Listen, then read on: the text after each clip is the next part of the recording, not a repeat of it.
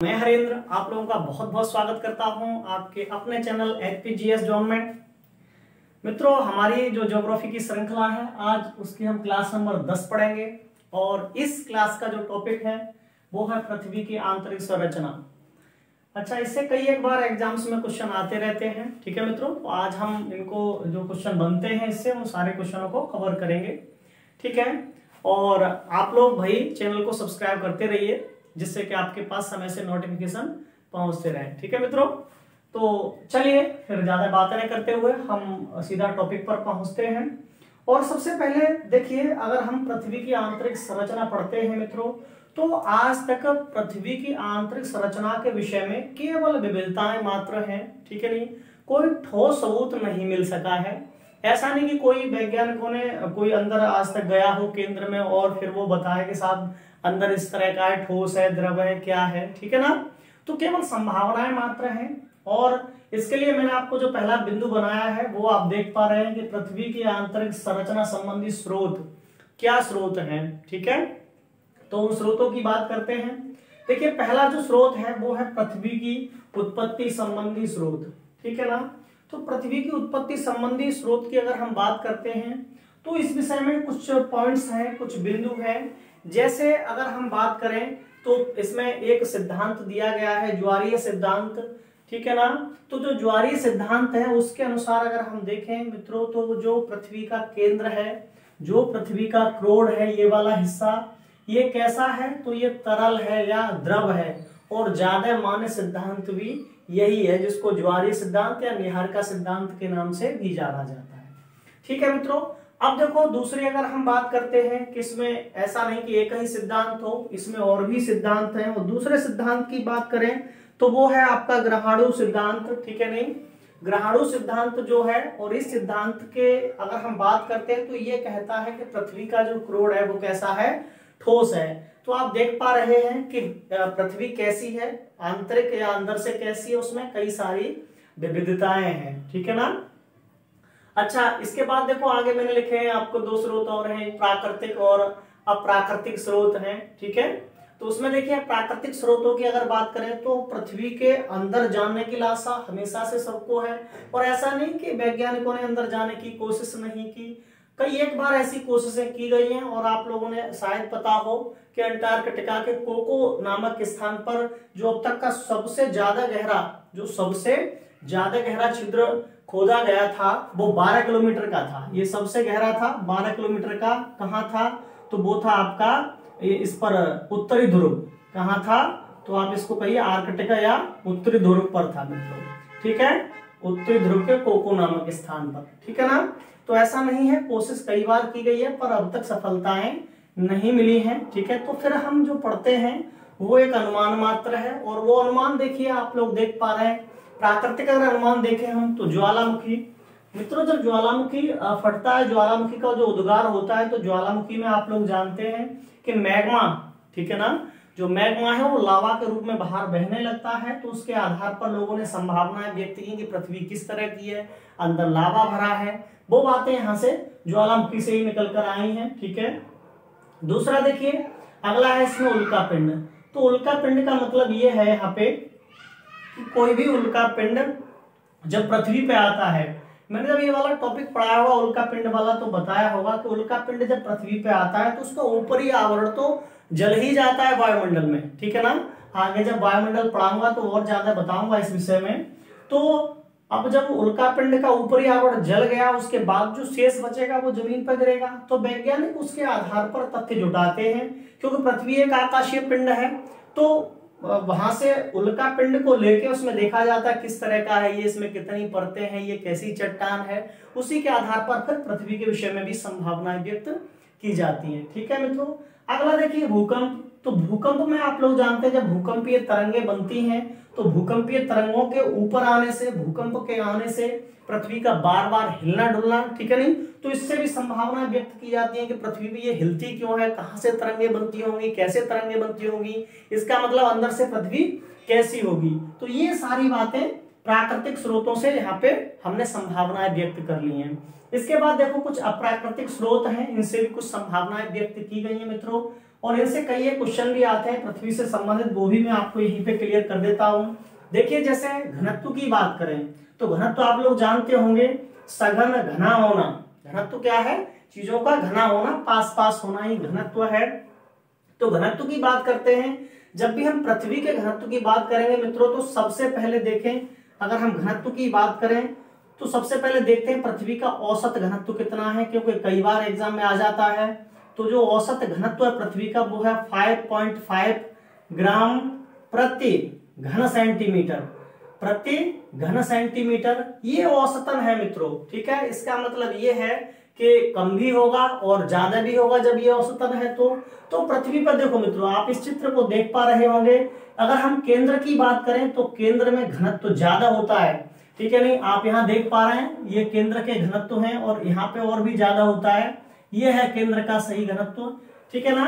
तो पृथ्वी के केंद्र में घनत्व ज्यादा है, ठीक है, और वो यहाँ पे 5.5 ये औसतन है ना। तो केंद्र के अगर घनत्व की बात करें हम मित्रों, करोड़ की बात करते हैं तो वो हो जाता है लगभग 13.6 ग्राम प्रति सेंटीमीटर क्यूब, ठीक है ना। और अगर हम बात करते हैं मित्रों इसके भूपर्पटी की, जो सबसे कम घनत्व वाला है, तो आप देख पा रहे हैं ये सबसे कम घनत्व है। तो सबसे जो कम घनत्व है इसका वो कहाँ है? भूपर्पटी में। कहाँ है? भूपर्पटी, जो हम जिस पर हम निवास करते हैं, भूपर्पटी। भूपर्पटी इसका जो है मित्रों वो रहता है आपका 2.9 ग्राम प्रति सेंटीमीटर क्यूब। तो ये आप देख पा रहे हैं कि ये घनत्व है, ठीक है। कहाँ कहाँ ज्यादा है, कहाँ कहाँ कम है, वो मैंने आपको बताया है इसमें, ठीक है मित्रों। अगला देखिए, अगली अगर हम दाब की बात करें तो दाब क्या होता है? तो दाब होता है प्रेशर। दाब क्या होता है मित्रों? तो दाब या प्रेशर आप देख पा रहे हैं, ठीक है। तो प्रेशर में क्या होता है कि जैसे जैसे किसी चीज पर प्रेशर बढ़ाया जाएगा घनत्व भी बढ़ेगा, ठीक है, लेकिन एक निश्चित सीमा तक ही बढ़ेगा। घनत्व कब तक बढ़ेगा? एक निश्चित सीमा तक बढ़ेगा, ठीक है नहीं। और एक और बात मैं इसमें बता दूं आपको कि दाब जो दबाव है वो बनता जाता है ना, तो एक निश्चित सीमा पर जाकर वो रुक जाता है। फिर आप चाहे कितना भी दबाव डालें, वस्तु वैसी की वैसी ही रहेगी। और जिस सीमा पर वस्तु रुकी हुई है मित्रों, उस सीमा को क्या कह दिया जाता है? उसको कह दिया जाता है प्रत्यास्थ। क्या कह दिया जाता है? उसको प्रत्यास्थ सीमा कह दिया जाता है, ठीक है मित्रों। उसको क्या कह दिया जाता है? तो उसको प्रत्यास्थ सीमा कह दिया जाता है, ठीक है। तो दाब वाली बात का क्लियर हो गई होगी। अब आगे बात करते हैं मित्रों ताप की। तो जब भी हम ताप की बात करेंगे तो देखिए ताप भी अलग अलग तरह से ही है, ठीक है ना। अगर हम ताप की बात करें तो अगर भूपर्पटी से हम अंदर की ओर जाते हैं मित्रों, तो 32 मीटर नीचे जाने पर 1 सेल्सियस ताप क्या होता है? बढ़ता है। क्या होता है मित्रों? 1 सेल्सियस बढ़ता है। और ऐसा नहीं है कि बढ़ता ही जाएगा केंद्र तक। अरे भाई, यहाँ 32 पे 1 सेल्सियस बढ़ा, ठीक है नहीं, और 100 डिग्री पे कितना बढ़ जाता है? 12 सेल्सियस बढ़ता है। और ये कब तक बढ़ता है? तो केवल 300 डिग्री तक। अगर हम बात करते हैं मित्रों, 300 ये हो गया, 100 ये, मतलब हम बात करें तो ये कह सकते हैं कि 400 डिग्री के बाद, ठीक है ना, 400 डिग्री के बाद जो अंदर तापमान बढ़ता है वो केवल 400 किलोमीटर के बाद। ये सब किलोमीटर में है, ये वाला मीटर में है, ठीक है। 400 किलोमीटर के बाद जो तापमान है पृथ्वी के अंदर का मित्रों, वो कितना बढ़ता है? तो केवल 1 सेल्सियस प्रति किलोमीटर। 1 सेल्सियस प्रति किलोमीटर ही बढ़ता है। 1 सेल्सियस प्रति किलोमीटर ही बढ़ता है 400 मीटर अंदर जाने के बाद। एग्जाम की दृष्टि से यह महत्वपूर्ण है, कई बार ये आपको पूछा जाता है, ठीक है ना। और वायु में तो आपको पता ही होगा कि ऊपर जाने पर टेम्परेचर कम होता है, और कितना कम होता है? तो 165 मीटर ऊपर जाने पर 1 सेल्सियस तापमान गिर जाता है। तो उसके विषय में हम वायुमंडल में बात करेंगे, ठीक है भाई। तो ये बातें थी आपको जो इसमें समझनी थी, ठीक है। अब देखो मित्रों, हम बात करते हैं जो भूपर्पटी है उसकी। तो इसको हटा देते हैं यहां से। अब भूपर्पटी को देखिए, तो भूपर्पटी को देखो, मैंने आपको एक यहाँ पे चित्र बनाया हुआ है, आप उस चित्र को ध्यान से देखें। और जो भूपर्पटी है, ठीक है नहीं, वो सबसे ऊपर वाली ही परत है। देखो मैंने ये चित्र बनाया है, तो ऐसे मानिए ये कहां से आया, बहुत से लोगों को थोड़ा दिक्कत हो रही होगी। तो देखो मित्रों, ये पृथ्वी है, ये क्या है, ये पृथ्वी है और ये पृथ्वी का केंद्र है, ठीक है ना। इस पृथ्वी के केंद्र में से मैंने इस तरह से ये भाग निकाल लिया है और ये भाग आपको यहाँ पे पहुंचा दिया है, तो आप देख पा रहे हो ये वाला भाग है यहाँ। बात क्लियर हो गई ना, ठीक है। तो देखो अब मैंने यहाँ पे ये बनाया है, तो आप यहाँ से कुछ पॉइंट्स देख पा रहे हैं। देखिए सबसे पहले हम पृथ्वी की बात करें तो पृथ्वी को जो बांटा गया है वो 3 में। यहां से देखिए ये जो पहला है आपका ये 63-71 है, ठीक है ना, ये 0 है ऊपर वाली परत। तो सबसे पहले हम बात करेंगे त्रिज्या की। किसकी बात करेंगे मित्रों, तो हम सबसे पहले जो बात करने वाले हैं वो त्रिज्या की, कि पृथ्वी की त्रिज्या कितनी है। और ये क्वेश्चन कई बार एग्जाम में पूछ लिया जाता है। तो पृथ्वी की त्रिज्या है मित्रों, आप देख पा रहे हैं, ठीक है। अरे भाई त्रिज्या क्या होती है, तो परिधि से केंद्र तक की दूरी तो है। अरे ये परिधि से जो केंद्र तक की दूरी है वही क्या है, आपकी त्रिज्या है। तो ये पृथ्वी की जो त्रिज्या है मित्रों वो है 63-71 किलोमीटर। कितनी है, 63-71 किलोमीटर, ठीक है ना। अच्छा एक और देखो, कभी कभी व्यास और पूछ लिया जाता है कि व्यास कितना है। तो आप लोग सभी जानते हैं कि व्यास त्रिज्या का दूना होता है। लेकिन व्यास को जो हम पढ़ते हैं एग्जाम में जो आता है ना, वो 2 तरीके से आता है। एक तो पूछता है ध्रुवीय, कैसा पूछता है मित्रों, ध्रुवीय व्यास पूछता है, और एक पूछता है भूमध्य रेखीय, भूमध्य रेखीय व्यास। तो देखो ध्रुवीय व्यास और भूमध्य रेखीय समझना इसको। आप लोग जानते हैं ये पृथ्वी है और इस पे जो ध्रुव है, एक ध्रुव इधर होगा, एक ध्रुव इधर होगा, और ये वाली रेखा है वो भूमध्य रेखा है। तो ध्रुवीय वाले का मतलब है कि ये वाला व्यास, इस तरह का जो व्यास है वो ध्रुवीय व्यास कहलाता है, और ये वाला है वो क्या कहलाता है, आपका भूमध्य रेखीय, जो भूमध्य रेखा वाला है, ठीक है मित्रों।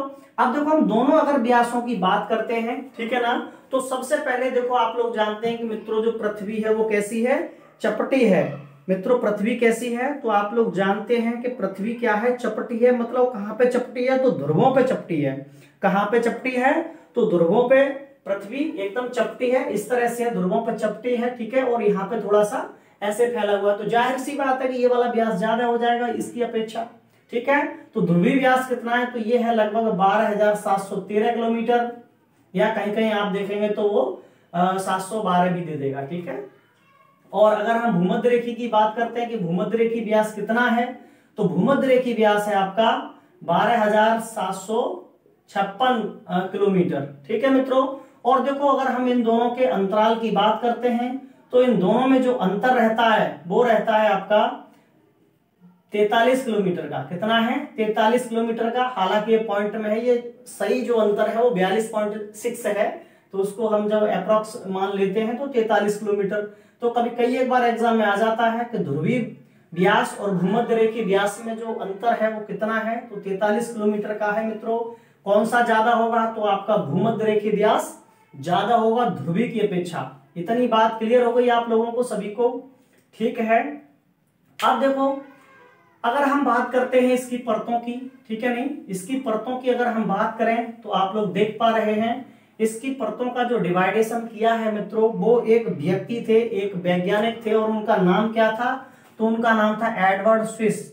एडवर्ड स्विस ने ही ये जो है डिवाइडेशन किया है या इस चित्र के बारे में बताया है। तो देखो अगर हम परतों की बात करें तो आप लोग जानते हैं कि इसमें 3 परतें हैं, आप लोग देख पा रहे होंगे। देखो ध्यान से समझिए, ये अगर 0 है भूपर्पटी वाला, और अगर हम पृथ्वी से, ये वो पार्ट है जिस पर हम लोग निवास करते हैं, इसी को भूपर्पटी या क्रस्ट कहते हैं, जो मैंने काला काला सा बना दिया है, जो 30 किलोमीटर का है। बात क्लियर है। लेकिन पहली वाली जो परत है, ठीक है, इसका ये वाली जो परत जिसको मैंने लिखा, ये पूरी जो परत है वो ठोस परत है, ये 100 किलोमीटर तक है, 0 से 100 तक। बात क्लियर है। और 100 से अगर आए हम 2900 किलोमीटर तक, तो ये वाली दूसरी परत है। यहां से ये जो काली काली लाइन के बीच में जो दिख रहा होगा और ठोस लिखा होगा यहाँ पे, ये पूरा समझ रहे ना, डॉट डॉट पे यहाँ ध्यान मत देना अभी, ठीक है। इसके बाद मित्रों हम बात करें 2900 से अगर देखें तो 63-71 तक जो है ये वाली हमारी तीसरी परत है, ठीक है। और इन तीनों ही परतों के अलग अलग नाम दिए हैं मित्रों। तो देखो मैं आपको बताता हूं, इनमें जो पहली परत का नाम दिया है वो है आपका श्याल। पहली परत को क्या कह देते हैं, तो पहली परत को श्याल कह देते हैं, SIAL श्याल। ये बड़ा ही बनाओ तो ज्यादा अच्छा है। श्याल होती है पहली परत मित्रों। जो दूसरी परत है वो है सीमा। दूसरी परत क्या है मित्रों? तो इसकी दूसरी परत है सीमा। सीमा इसकी दूसरी परत है। और तीसरी जो परत है मित्रों वो है नीफे। क्या है? तो नीफे इसकी तीसरी परत है। और नीफे ऐसे देखिए ये है। तो 3 परतें हैं इसमें। पहली वाली ये ऊपर वाली जो है ये सयाल है, ये वाली जो है वो सीमा है, और ये वाला यहां से जो रह गया वो क्या है? आपका नीफे है मित्रों। ठीक है, अब देखो इनको ये नाम क्यों दिए गए हैं वो बात भी हम कर लेते हैं। तो आप देख पा रहे होंगे कि जो सयाल है, ठीक है ना, जो सयाल है इसको सयाल क्यों कहा गया? तो 2 तत्वों का मेल है ये सयाल। इसमें है क्या? तो सिलिकॉन और एल्यूमिनियम। क्या है मित्रों इसमें? तो सिलिकॉन और एल्यूमिनियम है इसमें। अरे सिलिकॉन और एल्यूमिनियम। इसमें क्या है? तो सिलिकॉन और मैग्नीज है। इसमें क्या है? तो Ni निकेल और फेरियम। ठीक है ना, आप इसको लिख सकते हैं। तो सिलिकॉन या सिलिका कहेंगे हम, सिलिका और एल्यूमिनियम। इसमें सिलिका और एल्यूमिनियम है मित्रों। इसकी बात करें तो इसमें है आपका सिलिका, सिलिका और मैग्नीज है इसमें। और इसकी अगर बात करें तो इसमें है निकेल और फेरियम। क्या है मित्रों? निकेल और फेरियम, या लोहा कह सकते हैं हम इसको, निकेल और फेरियम, या इसको बोलिए लोहा। तो इसमें निकेल और फेरियम या लोहा है। ठीक है, इनमें से मित्रों अगर हम बात करते हैं तो जो ऊपर वाली दोनों परतें हैं वो चित्र में आप लोग देख पा रहे होंगे ठोस अवस्था में है। कैसे हैं? तो ठोस अवस्था में है। जबकि जो नीचे वाली परत है मित्रों वो कैसी है? तो वो है आपकी द्रव अवस्था में। कैसी है वो? तो वो आपकी द्रव अवस्था में है। देखिए ये द्रव अवस्था में है, ये नीफे है। क्या है? ये नीफे। यहां से यहां तक वाली क्या है? तो ये सीमा है, और ये ऊपर वाली सयाल है। बात क्लियर हो गई होगी आप लोगों को। ठीक है, एक और बात देखो, जिस पर हम लोग रहते हैं, निवास करते हैं, ये है क्रस्ट या भूपरपटी। ठीक है ना, जो सयाल का ही एक पार्ट है मित्रों, इसी पर हम लोग निवास करते हैं। अच्छा एक और बात, ये भूपरपटी कभी पूछ लेता है कि ये काय से बनी है, क्या है, कैसी चट्टान है? तो ये पृथ्वी, अधिकतर जो चट्टान है वो किस चट्टान में रखी गई है? अवसादी। पृथ्वी को जो रखा गया है मित्रों अवसादी चट्टान में रखा गया है। क्योंकि जो भूपरपटी बनी है ना वो सिलिकेटों से बनी है। भूपरपटी किससे बनी है मित्रों? तो सिलिकेटों से बनी है, इसलिए उसको अवसादी चट्टान में रखा गया है। और जो बीच वाली परत है इसको ग्रेनाइट चट्टान कह देते हैं, जबकि है तो वो भी अवसादी का ही पार्ट। तो आप कहेंगे ये अवसादी का ही पार्ट है मित्रों। ठीक है, इसके बाद देखिए एक और चीज मैंने यहाँ पे आपको लिखी हुई है, कई बार ये भी एग्जाम में आ जाती है, तो आप इसको भी समझेंगे ये क्या है। देखिए मित्रों आप लोग देख पा रहे होंगे कि मैंने जगह जगह ये देखो, ये वाली एक लाइन खींची हुई है, एक ये खींची हुई है डॉट डॉट में, एक ये खींची हुई है, और जगह जगह मैंने नाम लिखे हैं कुछ। ठीक है, जैसे आप लोग देख रहे हैं पहला जो नाम लिखा हुआ है यहाँ पे वो लिखा है कॉनरोड असंबद्धता। जो असंबद्धता है ये क्या होता है मित्रों? तो इसको समझ लें। देखो असंबद्धता कहते हैं चट्टानों के घनत्व में होने वाला परिवर्तन। बात समझ रहे हैं? अरे पृथ्वी में अंदर बहुत सारी चीजें हैं, ठीक है ना, तो चट्टानों के घनत्व में जो होने वाला परिवर्तन है उस शब्द को क्या बोलते हैं? असंबद्धता बोलते हैं मित्रों। ठीक है ना। अब असंबद्धता की अगर हम बात करें तो पृथ्वी में जगह जगह विविधताएं हैं, कभी किसी चीज की लेयर है, कभी किसी चीज की लेयर है। तो एक बात बताओ, घनत्व में तो अंतर आएगा कि नहीं आएगा? उन लेयरों वाले कभी तो ऐसा है कि बालू का लेयर आ गया, कभी ऐसा है कि कंकड़ का लेयर आ गया। अरे जब हमारे बोरवेल वगैरह ये सब बोरिंग वगैरह होते हैं तो आपने देखा होगा कि जगह जगह कभी बालू निकलती है, कभी मिट्टी निकलती है, कभी रेता निकलता है ना। तो वही सारी चीजें हैं। अब आप समझिए यहाँ पे क्या है, जैसे जैसे वस्तुएं बदलेंगी घनत्व बदलेगा। अरे घनत्व बदलेगा कि नहीं बदलेगा? तो वो घनत्व बदलता है, तो उन्हीं चीजों को अलग अलग लोगों ने अलग अलग तरह से बताया कि यहां से यहां तक जाने पे घनत्व कुछ होगा, यहां से यहां तक जाने पे घनत्व कुछ होगा। तो उन्हीं के नाम से उनको असंबद्धता शब्द दे दिया गया है। बात क्लियर हो गई? जैसे पहला देखो यहाँ लिखा है, ये पहली जो रेखा है 30 किलोमीटर तक यहाँ लिखा है कि कॉनरोड असंबद्धता है, और इसमें मित्रों जो घनत्व रहता है वो 2.9 ग्राम प्रति सेंटीमीटर क्यूब रहता है, या घन सेंटीमीटर कह लो। बात ठीक है ना। इसके बाद 200 किलोमीटर पे जो है वो क्या है आपकी, फिर से घनत्व बदलता है, और यहाँ पे हम मोह असंबद्धता, ये 3.3 ग्राम प्रति घन सेंटीमीटर है यहाँ पे। उसके बाद 700 किलोमीटर पर फिर से बदल जाता है पृथ्वी में घनत्व, और यहाँ पे जो है वो आपकी रैप्टी असंबद्धता, ठीक है। और यहाँ पे फिर देखिए 2900 पे जाके गुटेनबर्ग असंबद्धता है। उसके बाद है पृथ्वी के क्रोड में, और वो क्या है आपकी लेहमैन असंबद्धता है, ठीक है मित्रों। और उनके घनत्व ये सामने मैंने आपको लिख दिए हैं। इतनी बात क्लियर हुई, ठीक है मित्रों। अच्छा, इसके बाद कुछ और क्वेश्चन बनते हैं तो उनको भी देख लेते हैं। तो इसके बाद कई एक बार ये पूछा जाता है कि जो भूपर्पटी है उसमें तत्व कौन कौन से रहते हैं। कई बार एग्जाम में वे तत्व आ जाते हैं, तो आप उन तत्वों को भी इसमें एक बार देखेंगे, ठीक है। देखिए, देखो मित्रों, अगर हम पृथ्वी की बात करें तो पृथ्वी में जो भूपर्पटी है उस भूपर्पटी में सबसे ज्यादा जो तत्व पाया जाता है वो है आपका ऑक्सीजन। क्या पाया जाता है? तो O2 पाया जाता है। पृथ्वी में सबसे ज्यादा क्या है, तो आप भूपर्पटी में पाए जाने वाले तत्व देखें। भूपर्पटी में पाए जाने वाले तत्व, तो भूपर्पटी में पाए जाने वाले तत्वों को देखेंगे तो सबसे पहले जो सबसे ज्यादा मात्रा में है वो क्या है भैया, वो है ऑक्सीजन। ऑक्सीजन है मित्रों 46.6% है। याद रखना इसको, ये सर्वाधिक भी है। ये क्या है? सर्वाधिक है। कई बार एग्जाम में पूछा गया है, पूछ लेता है, सर्वाधिक है। दूसरे की बात करें तो ये मैंने बताया आपको, सिलिका जो है या जो सिलिकॉन है वो दूसरे नंबर पर है। सिलिकॉन क्या होता है, ना समझ पा रहे हो तो समझ लेना, जो बालू होती है ना, बालू में जो चमकीला सा तत्व रहता है वही होता है ये। तो ये कितना है, तो ये 27.7% तक है, जो दूसरे नंबर पर है, ठीक है मित्रों। अगला देखिए, अगर हम इसी क्रम को फॉलो करते जाएं तो क्रम में अगला है आपका एल्यूमिनियम जो 8% है, ठीक है ना। इसमें जो क्रम में है आपका एल्यूमिनियम है जो आपका 8% है। लोहा है जो आपका 5% है। इसमें लोहा मित्रों इसमें 5% है। इसके अलावा और कम कम मात्रा में तत्व है, ठीक है। और जो सबसे कम रहता है एक तत्व वो है आपका इसमें मैग्नीशियम। सबसे कम कौन सा है मित्रों, तो जो सबसे कम मात्रा में तत्व है वो मैग्नीशियम है आपका, वो केवल और केवल 2% होता है। ये भी पूछ लेता है आपका, मैग्नीशियम इसमें सबसे कम मात्रा में है। मैग्नीशियम मित्रों केवल 2% है, और ये कहेंगे कि ये सबसे कम है। अब एक तत्व जो नहीं पाया जाता इसमें, लेकिन एग्जाम में पूछ लेता है, ठीक है, कि वो कौन सा तत्व है निम्न में से जो इसमें नहीं पाया जाता। तो देखो नाइट्रोजन का इसमें बिल्कुल अभाव है। किसका मित्रों? नाइट्रोजन का भूपर्पटी में अभाव है। अरे भाई, नाइट्रोजन का अभाव है भूपर्पटी में, इसीलिए तो हम लोग खेतों में नाइट्रोजन लगाते हैं कि नहीं लगाते। अरे यूरिया की बोरी पर देख लेना, लिखा होगा नाइट्रोजन 46%, ठीक है भाई। जिन चीजों की कमी होगी वही तो लगाएंगे, अब जो है पहले से उन्हें लगाने की क्या आवश्यकता है, ठीक है।